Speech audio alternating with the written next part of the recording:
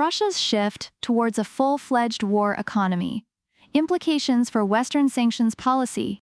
As Russia accelerates its transition towards a full-fledged war economy, the West faces imperative adjustments to its sanctions strategy.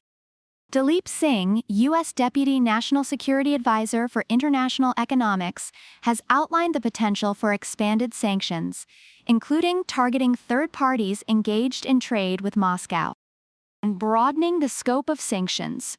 Singh emphasized the need to enhance existing sanctions to effectively counter Russia's economic mobilization for war. He suggested extending the reach of sanctions to include financial facilitation, considering Moscow's efforts to shift its economy to a war footing. This move would broaden the current sanctions framework, which predominantly focuses on specific sectors and products of U.S. origin. However, Russia's reliance on transshipment necessitates a broader approach to prevent the continued flow of critical components into its war machine.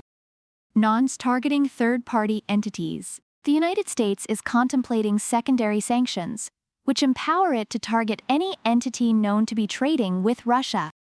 This measure would significantly expand the scope of sanctions beyond the current list of sanctioned individuals and companies. Until now, the U.S. has refrained from penalizing banks and financial institutions for working with sanctioned entities. However, Russia's shift towards a war economy requires a more comprehensive approach to disrupt its economic lifeline. And monetizing frozen Russian assets, Singh also highlighted the urgent need to address Ukraine's financing gap.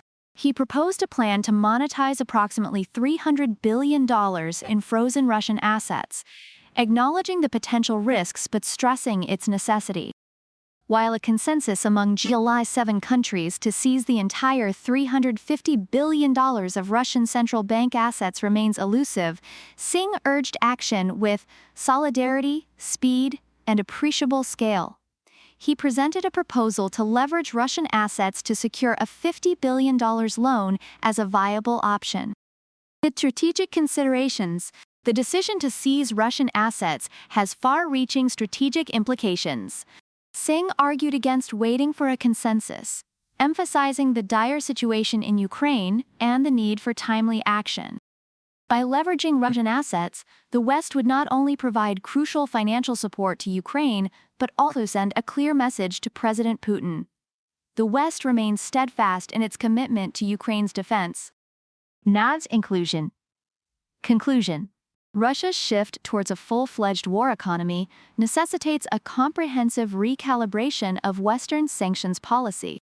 The U.S. signals its intention to broaden the scope of sanctions, target third-party entities, and explore the monetization of frozen Russian assets to cripple Russia's war efforts and support Ukraine's fight for freedom.